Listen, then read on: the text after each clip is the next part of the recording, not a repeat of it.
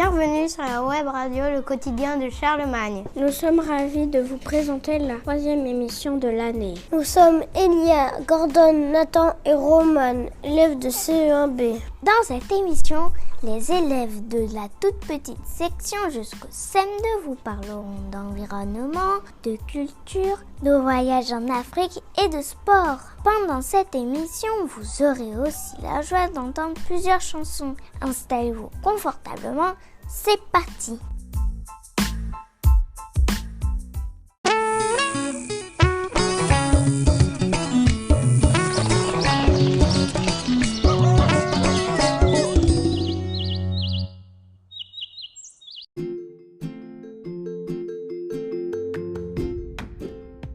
Aujourd'hui, au programme de notre rubrique environnement, les élèves de toute petite section nous parlent de la vie des poissons dans leur classe. Ensuite, ce seront les élèves de grande section A qui nous racontent le développement d'une chenille dans leur classe. Pour finir, les éco-délégués présenteront leurs idées. Écoutons tout de suite les plus jeunes élèves de l'école, les toutes petites sections. Plongeons avec eux dans l'aquarium de leur classe. Ils nous parlent de la vie des poissons.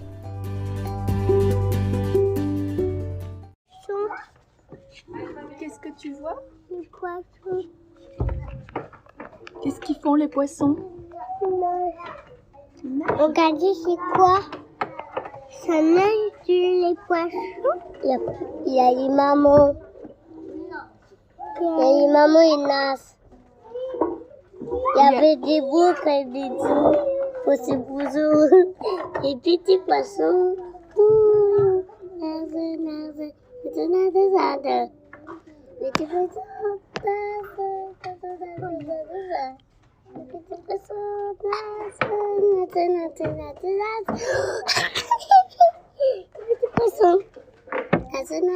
Est-ce qu'il y a beaucoup de petits poissons? Oui. 2, 1, 4, 5. Il y a plein de petits poissons. Il y a une maman. Il y a une maman. Et les autres, ce sont des mamans aussi? Non. Ils sont des filles. Des filles? Oui. Des filles. Il y a une fille grande. Il y a bébé. Il y a des bébés. Il y a papa. Il y a papa aussi. Il y a papa bébé. Son papa bébé. Non, c'est son papa bébé. Mais mon papa, il s'appelle pas bébé. Mais moi, je vois un papa bébé dans les poissons. Et mon papa, il s'appelle papa bébé. Il s'appelle Est-ce qu'on peut être un papa et un bébé à la fois? Non, c'est juste que je vois des papas. Des papas et des mamans. Regardez, il y a une grosse maman. Ah. Oh, maman, il y a des pattes et il y a des yeux et des queues. Et là, comme ça, de you. Ils sont de quelle couleur les poissons? Ils sont gris. Les oranges. Il n'y a plus de pierres. Il n'y a plus de pierres pour voir les poissons. Orange, comme l'étoile de mer orange. Comme l'étoile Comme de le mer. mer qui est orange. Poissons. Bah oui. Mais les poissons, Mais oui. regarde, les poissons, ils voient la maman combien ils sont pas orange. Ah, les poissons qui sont dans l'aquarium, ils ne sont pas orange. Mais ils sont de quelle couleur?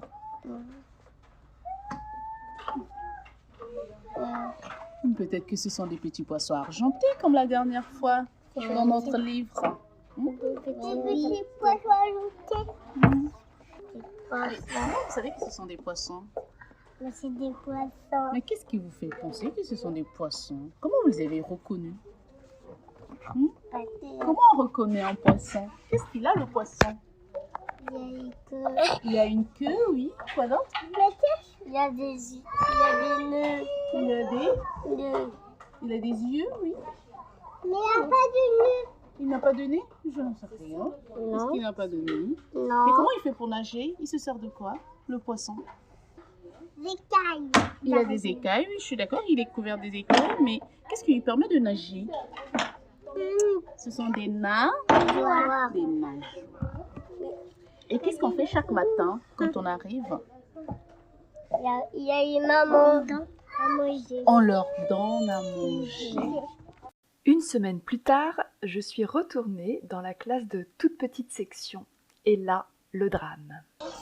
La semaine dernière, quand je suis venue, il y avait beaucoup de poissons. Qu'est-ce qui s'est passé? Il ne reste qu'un gros poisson.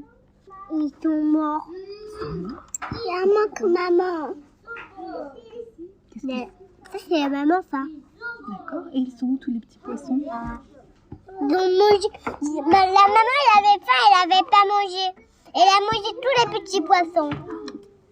Elle avait mangé les petits poissons. Ils sont plus là. Ils sont plus là. Pourquoi ils sont plus là?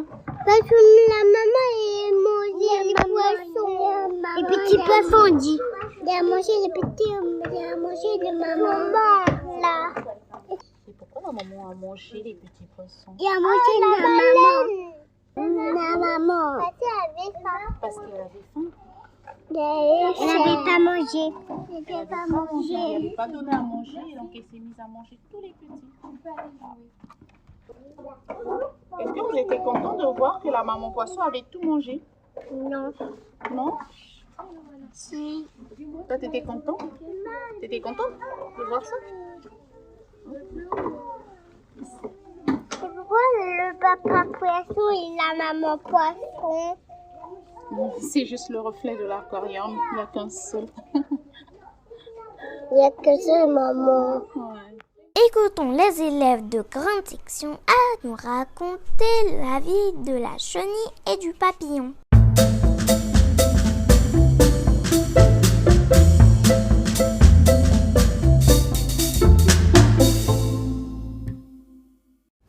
Qui est Coquette? La chenille. La chenille. La chenille. La chenille. Notre chenille. Le papillon. Le papillon. C'est notre papillon. Notre papillon. Comment Coquette est arrivée dans notre classe? C'est Gaïa qui l'a menée. Gaïa l'a apportée. Grâce à Gaïa, elle nous a mené Coquette. Gaïa a trouvé une chenille sur une feuille. C'est Gaïa qui l'a fait ramener dans un bocal et après on l'a remplacée et après on l'a mis dans le terrarium. Que s'est-il passé pour la chenille? Elle s'est transformée en cocon.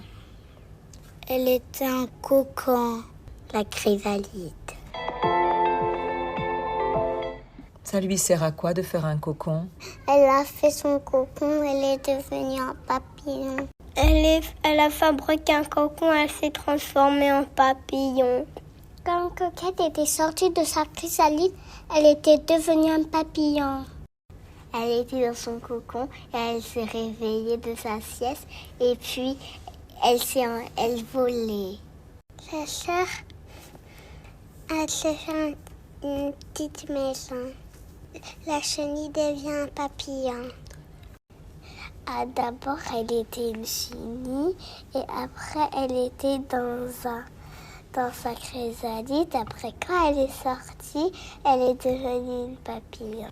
Dès qu'elle avait fini sa chrysalide, dès que la chrysalide était toute fermée, elle a dormi une semaine. Après, ça a craqué et le papillon est sorti.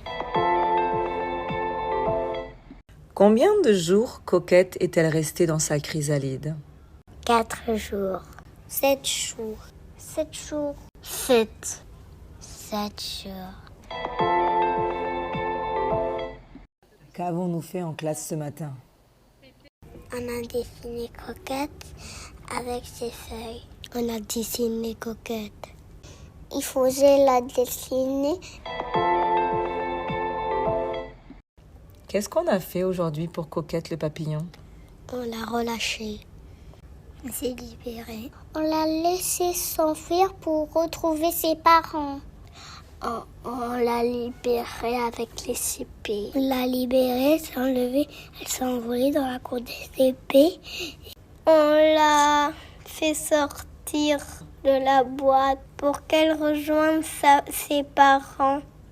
On l'a laissé s'envoler avec les grandes sections.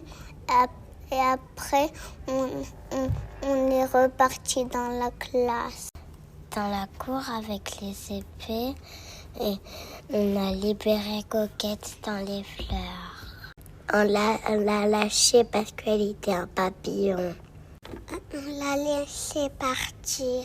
On a ouvert le bac. On l'a laissée envoler dans la liberté.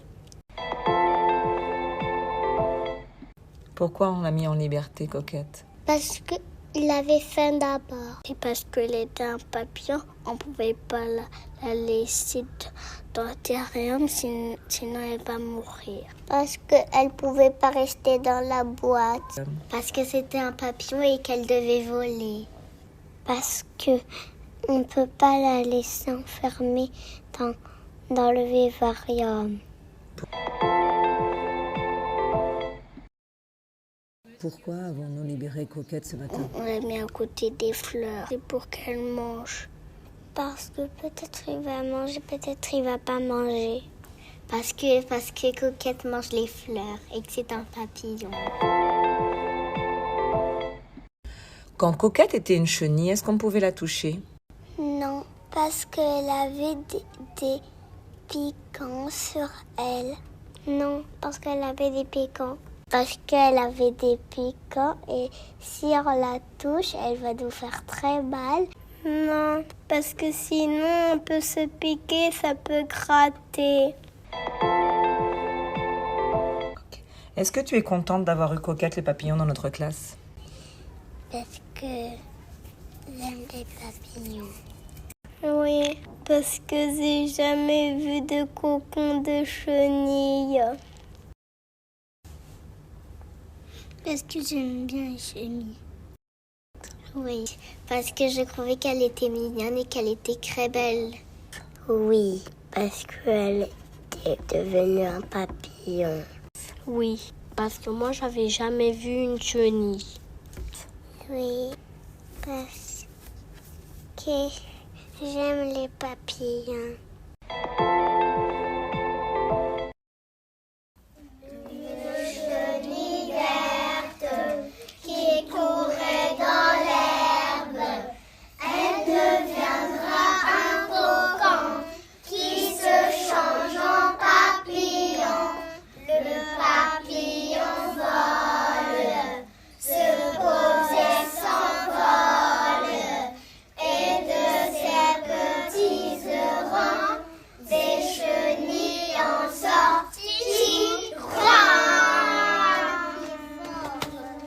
C'est au tour des éco-délégués de nous parler de l'environnement. Rachel, Margot, Inès, Léa et Nathan nous expliquent pourquoi ils ont voulu être éco-délégués et ce qu'ils ont appris pendant leur journée de formation.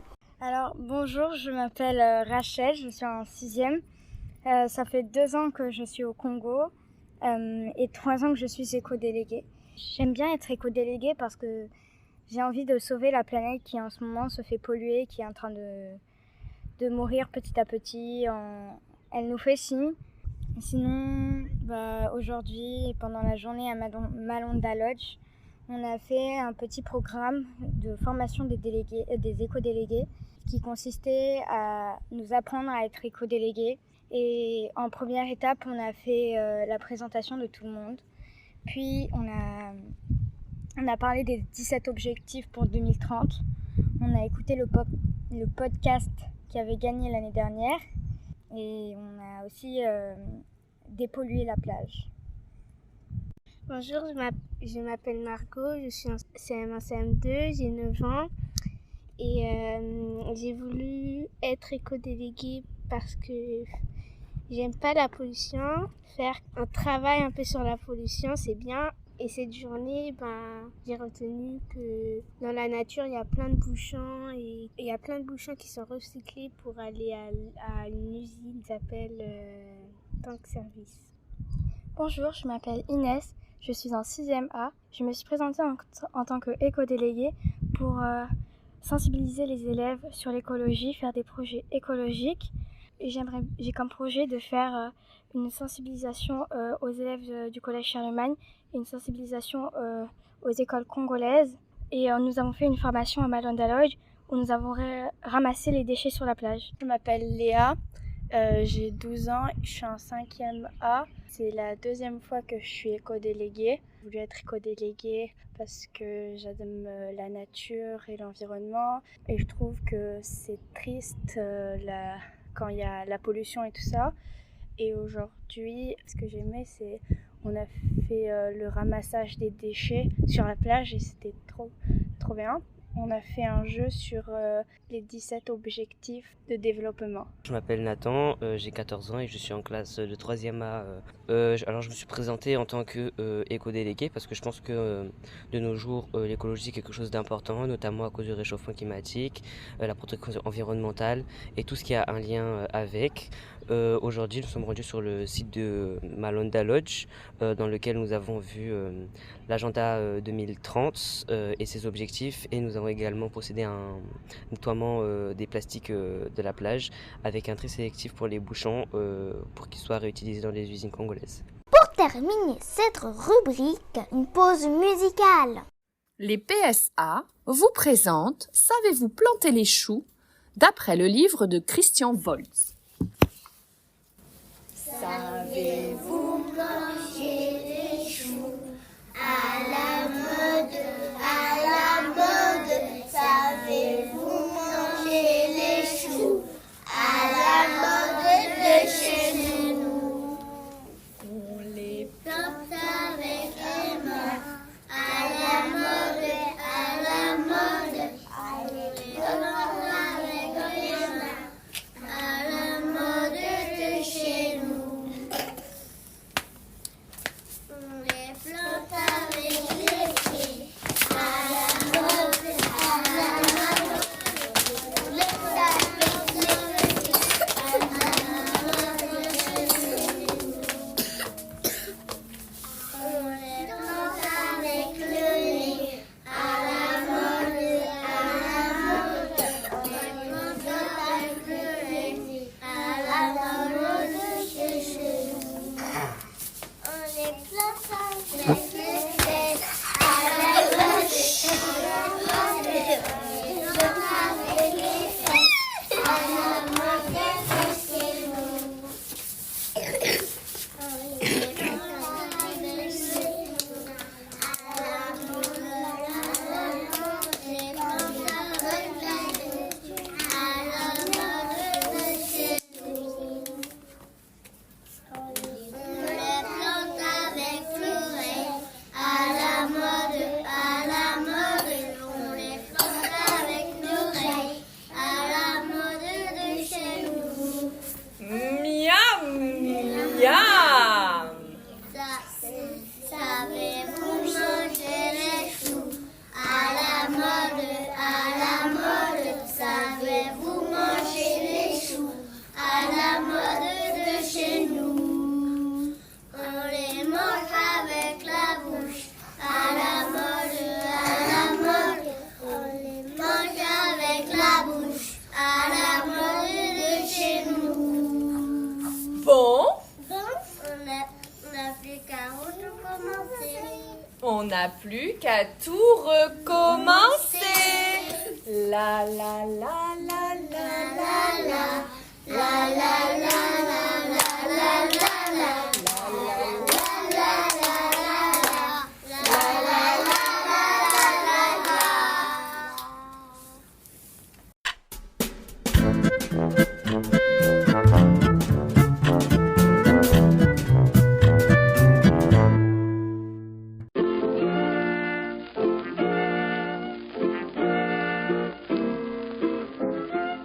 Dans la rubrique culture, nos journalistes sont allés interroger les élèves de moyenne section qui préparaient la galette des rois.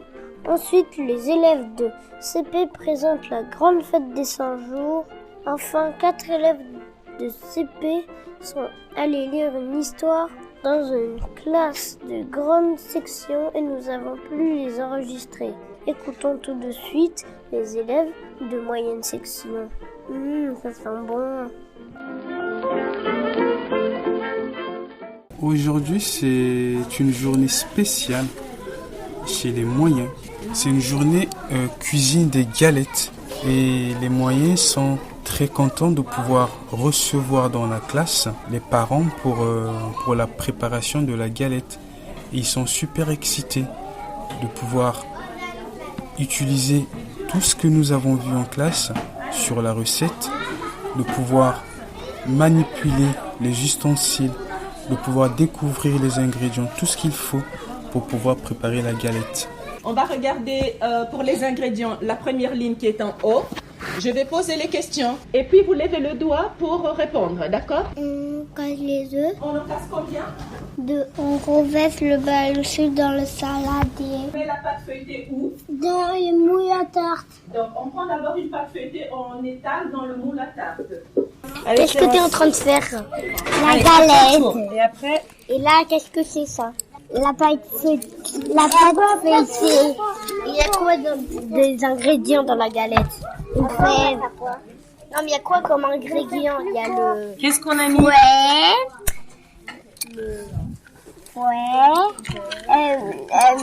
La spatule. La spatule.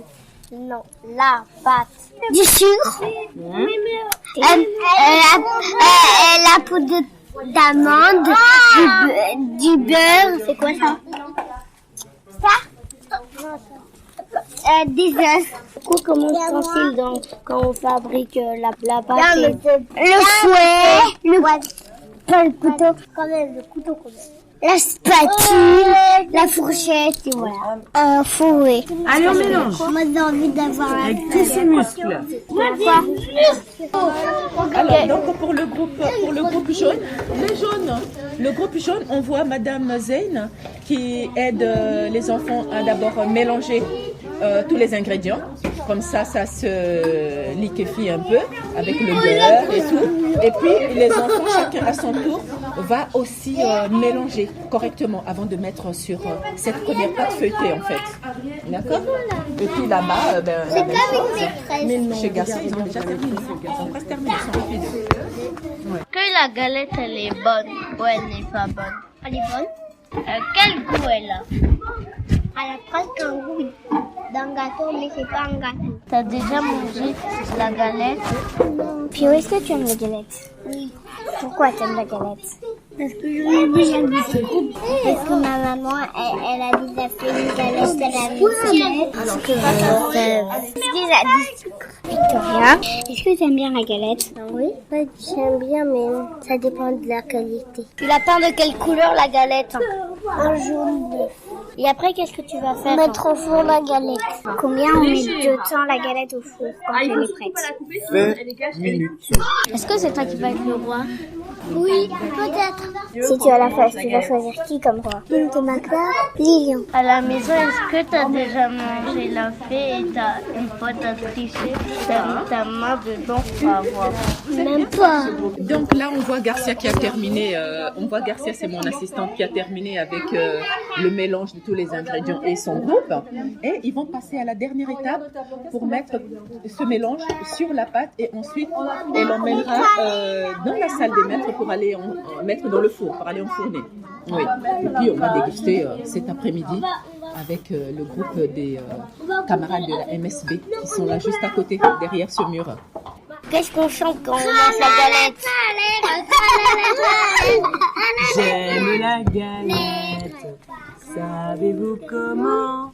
Quand elle est bien faite, avec du beurre dedans.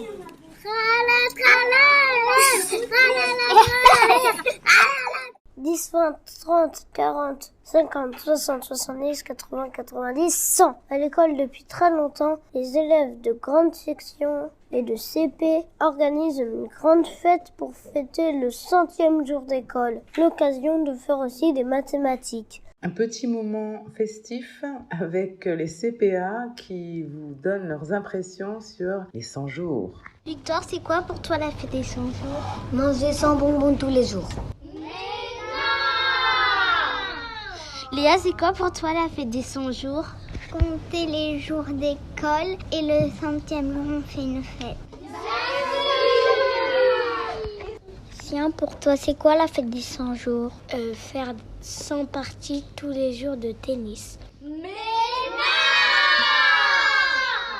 Chloé, toi, c'est quoi la fête des 100 jours? Faire une collection de 100 objets.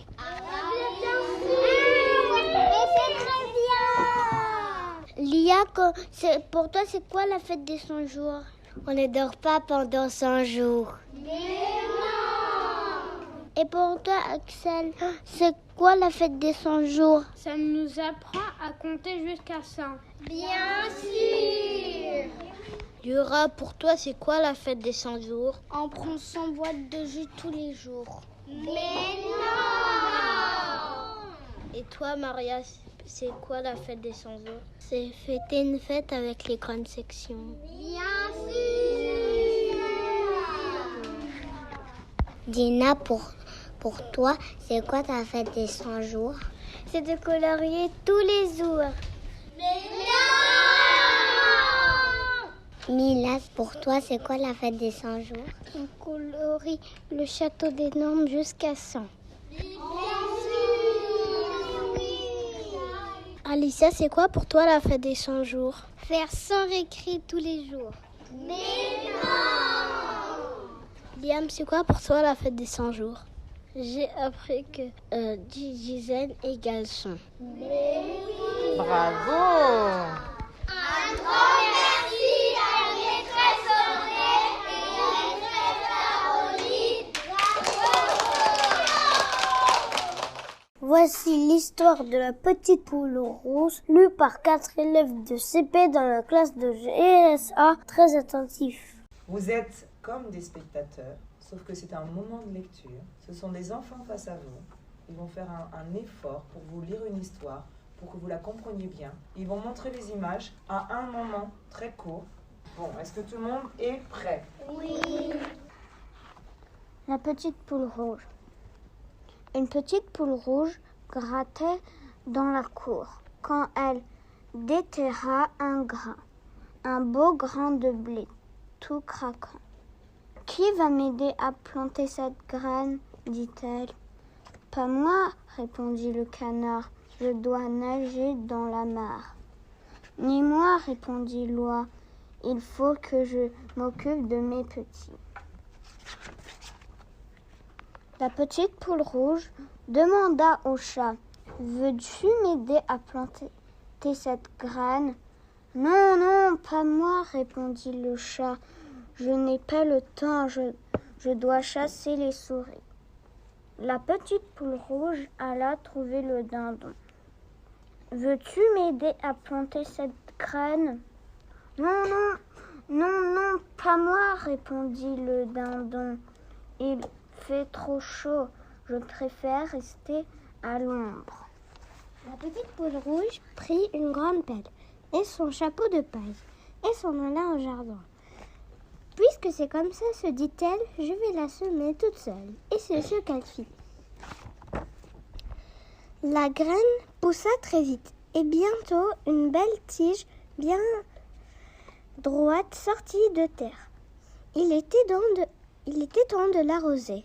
La petite poule rouge demanda « Qui veut m'aider à arroser les pieds de blé ?»« Pas moi, répondit le canard. « Pas moi, répondit l'oie. « Pas moi, répondit le chat. « Pas moi, répondit le dindon. » La petite poule rouge attrapa un grand arrosoir et le remplit d'une eau bien fraîche. « Puisque c'est comme ça, se dit-elle, je vais l'arroser toute seule. » Et c'est ce qu'elle fit.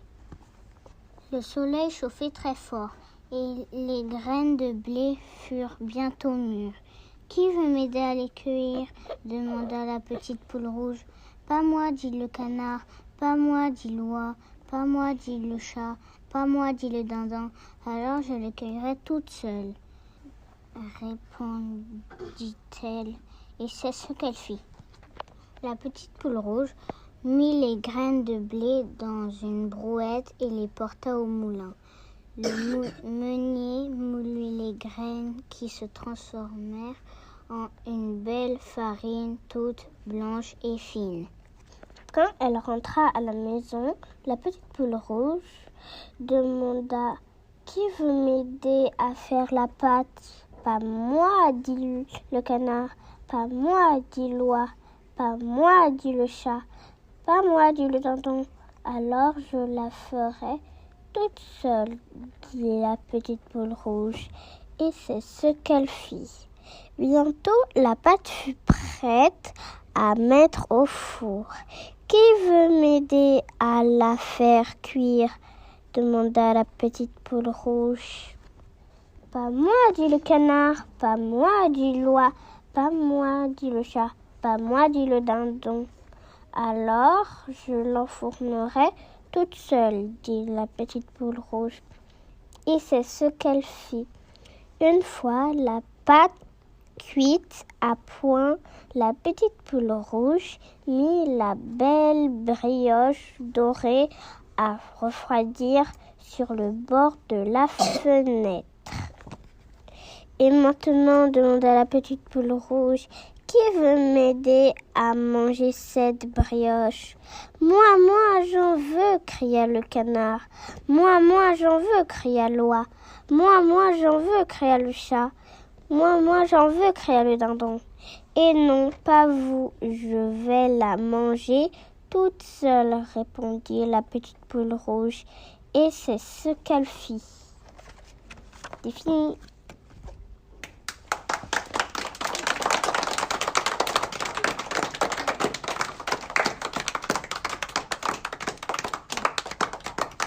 Quelqu'un veut dire quelque chose au CP?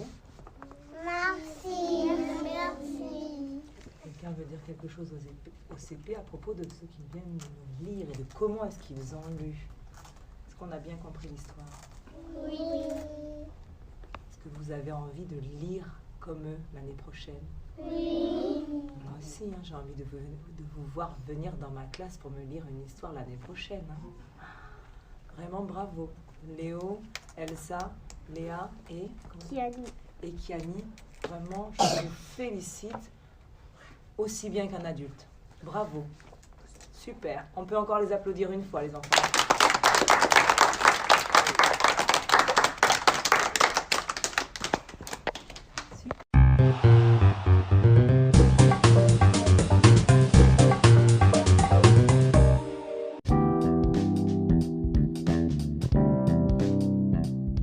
Aujourd'hui, dans la rubrique sport, avec les élèves de CM2, nous partons à la découverte d'une compétition de Zango, un jeu de danse traditionnel très connu au Congo, qu'ils ont découvert avec Maître Prosper.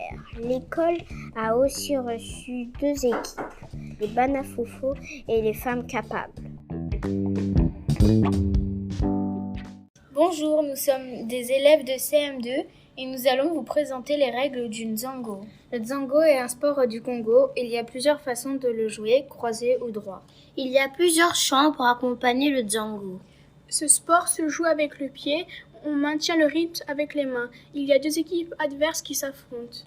Merci de nous avoir écoutés. Eva, Océane, Claire et Lila.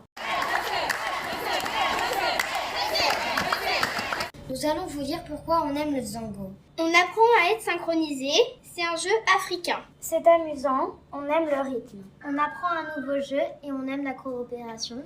Il y a aussi un inconvénient, la chanson n'a pas de sens. Merci de nous avoir écoutés.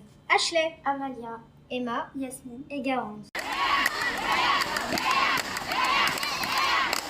J'aime bien ce sport car on joue en équipe. Il faut être en tenue de sport. Le Nzango est un sport d'Afrique centrale. On joue ce sport avec les pieds. Il y a 2 styles de jeu, le croisé et le droit. Merci de nous avoir écoutés. Adrien, Axel, Yacine, Jules.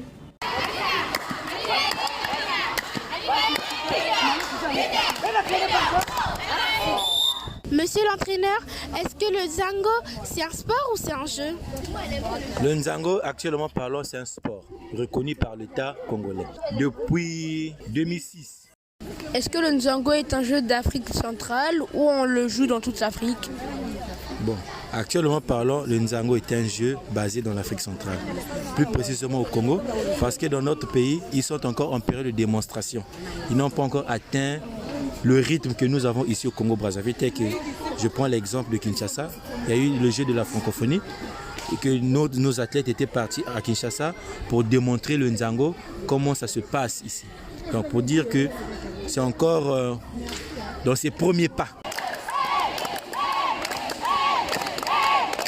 Est-ce que c'est que les femmes qui peuvent jouer au Nzango? Bon oui, pour l'heure, ce n'est encore les femmes qui jouent au Nzango parce que c'est un sport à caractère féminin. Mais comment ils savent quel pied ils doivent jouer? Il y a deux équipes. La première période, il y a d'autres équipes croisées et l'autre, comment on appelle? Droit. Donc, si à la mi-temps, deuxième, on change encore. Ceux qui étaient en droit passent maintenant croisés. Voilà, c'est comme ça. C'est qu'à la mi-temps qu'on change les pieds.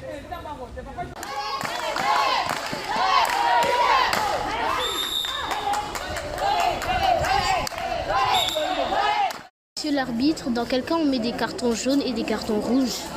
En fait, il y a plusieurs cas. Il y a des fautes. En fait, une joueuse qui est en train de jouer, elle a coupé au moins 5 joueuses. Maintenant, toi, la 6e joueuse, tu viens, tu traînes. Donc, ça, c'est un carton, ça, c'est un faux jeu. Je te donne un carton, tu fais 2 minutes dehors. Après, tu rentres. Il y a aussi des rouges. Si je te donne un carton jaune, le deuxième carton jaune, c'est le rouge. Après, tu ne joues plus le match. Elles sont exclues pour toute la durée du match? Oui. Donc, même pour le prochain match, il ne va pas jouer là.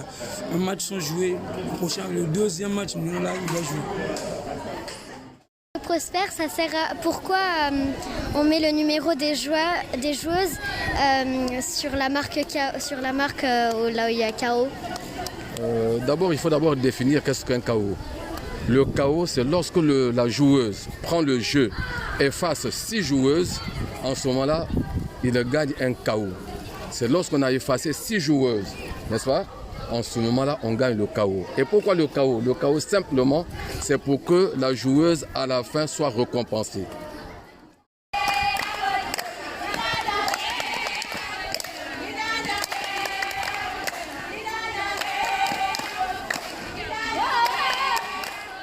Maître Prosper, pourquoi l'arbitre il a des gants? Bon, l'arbitre a les gants, simplement, c'est pour qu'il soit visible du public.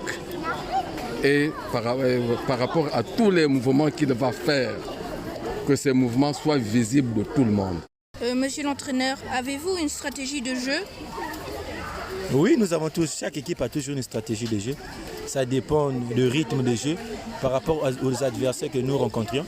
Parfois, nous avons des joueuses, des adversaires, des joueuses dont sont un peu grosses par la forme physique. Et elles ont du mal à jouer à un jeu rapide. Par rapport, si nous avons des joueuses qui ont une taille normale, on va les imposer à jouer à un jeu plus rapide pour pousser à l'adversaire à faire une faute. Parce que quand l'adversaire fait une faute dans l'aire de jeu, elle écope un carton de jeu, un carton jaune qui équivaut à 2 minutes. Si déjà dans un jeu, nous en avons déjà 2 joueuses qui ont déjà écopé 2 cartons jaunes, pour nous, elles auront déjà 2 minutes et l'équipe va se retrouver au moins à 8 joueuses. Et pour nous, ça sera déjà un acquis. Donc, il y a des joueuses qui insistent le pied, il y a des joueuses qui jouent par 2 fois le même pied, il y a des joueuses qui peuvent jouer au moins 6 fois un seul pied pour atteindre le KO. Parce que le KO équivaut à éliminer 6 joueuses.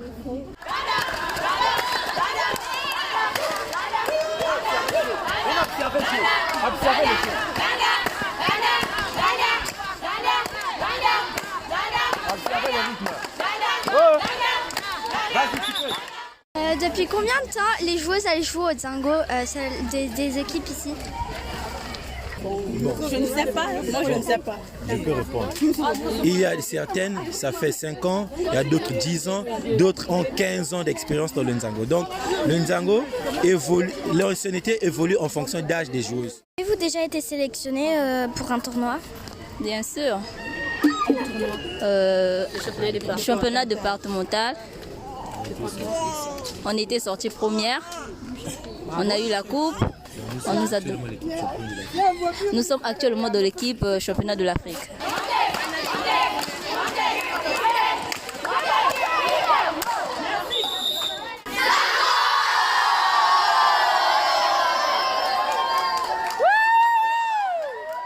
Une pause musicale avec un chant en lingala par les élèves de PSB. Mama Yaka, berceuse en lingala.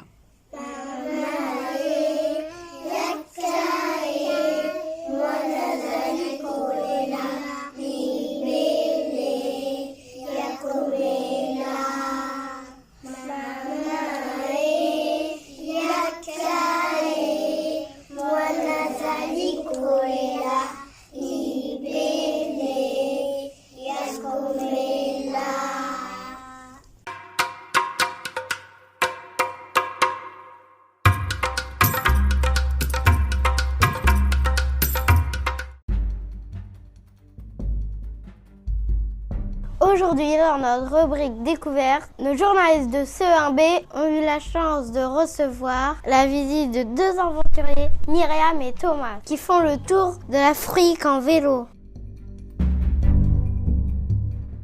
Bonjour, je m'appelle Myriam, j'ai 28 ans, je suis marocain et je fais la traversée de l'Afrique en vélo. J'ai commencé du Maroc et là j'ai traversé 16 pays.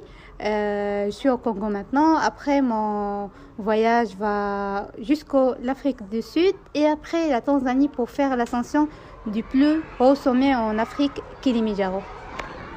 Hello, I'm Thomas. I am a traveler from Slovakia, and for last year I've been traveling on a bicycle through West Africa and right now in Center.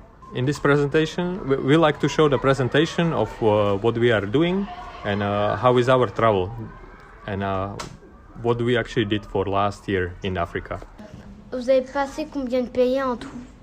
Pour Thomas, il a parcouru maintenant 16, il reste 3 pays. Pour moi, je n'ai pas encore décidé, ça peut être 30, ça peut être 25, ça peut être 26. Ça dépend. Est-ce que vous avez déjà crevé? Non, toujours. Mais on a le matériel pour réparer. Vous êtes mariés et femmes ou bien vous êtes seulement amis? On est des amis. On s'est rencontrés juste en route. Et après, on a fait une partie ensemble et on se sépare. Parfois, si le pays n'est pas trop stable, on se rencontre encore et on se sépare. Donc, c'était pas toujours ensemble. Comment vous avez fait pour porter vos bagages? Alors, on va vous montrer après la photo, mais normalement, on a 3 sacs au vélo pour moi et pour Thomas, c'est 5, là où on peut mettre tous nos bagages. Et on est minimaliste, donc on ne prend pas tout, ok, je vais prendre ça, j'aime ce t-shirt, j'aime ça. Donc il faut être minimaliste et porter juste l'essentiel. Comment vous avez pu faire pour recharger les batteries des choses électriques? Alors parfois on part dans les hôtels, on charge nos batteries, on a des powerbanks et des panneaux solaires. Est-ce que vous avez vu beaucoup d'animaux?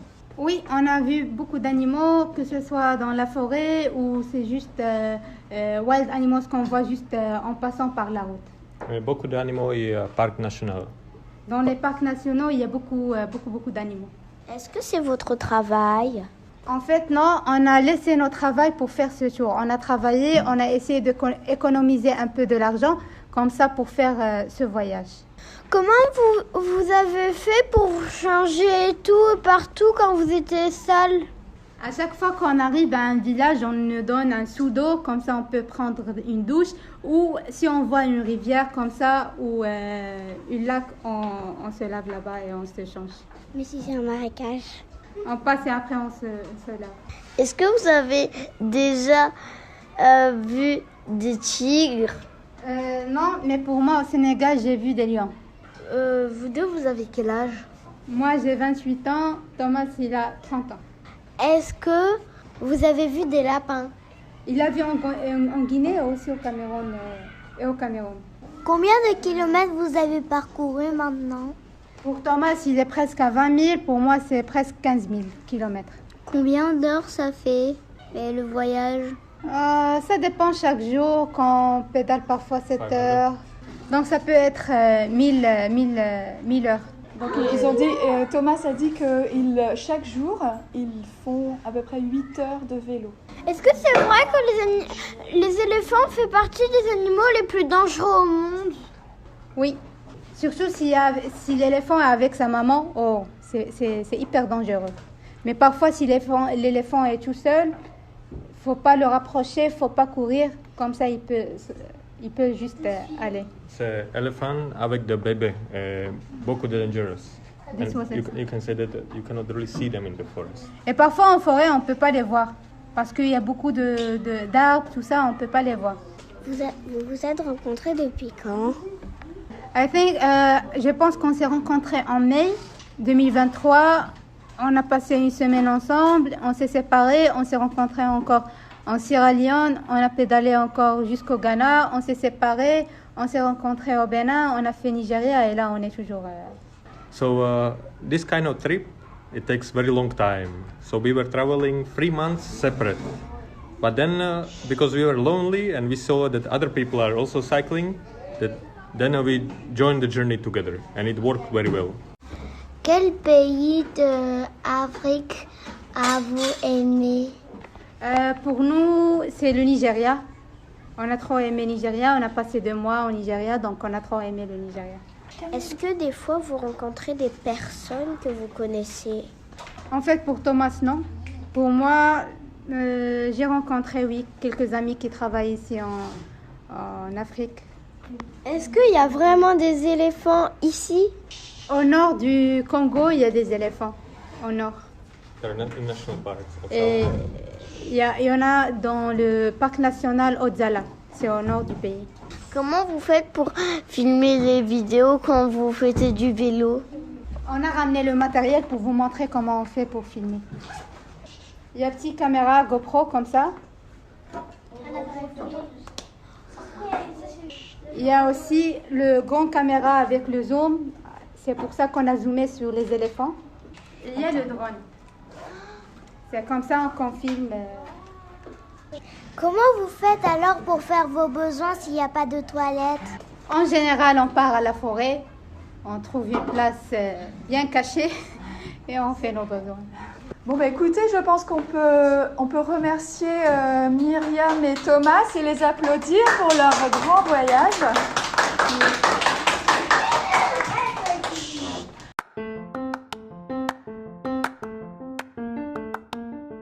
Cette émission est maintenant terminée. Merci à tous nos journalistes, à tous les participants et à vous qui nous écoutez. N'hésitez pas à faire écouter l'émission. Et pour finir, les élèves de FLE vous souhaitent une bonne année en chinois parce que maintenant c'est le nouvel an lunaire. Et nous vous souhaitons des bonnes vacances.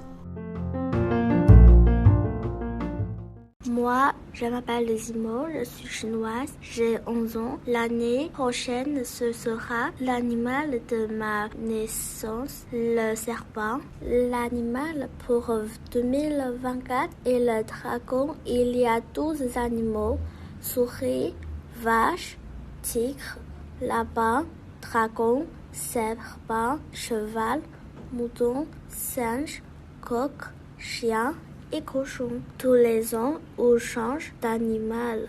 Moi, je m'appelle Zimo, je suis chinoise, j'ai 11 ans. L'année prochaine, ce sera l'animal de ma naissance, le serpent. L'animal pour 2024 est le dragon. Il y a 12 animaux, souris, vache, tigre, lapin, dragon, serpent, cheval, mouton, singe, coq, chien et cochon. Tous les ans, on change d'animal. Moi, je m'appelle Zimo, je suis chinoise, j'ai 11 ans. L'année prochaine, ce sera l'animal de ma naissance, le serpent. L'animal pour 2024 est le dragon. Il y a 12 animaux, souris, vache, tigre, lapin, dragon, serpent, cheval, mouton, singe, coq, chien et cochon. Tous les ans, on change d'animal.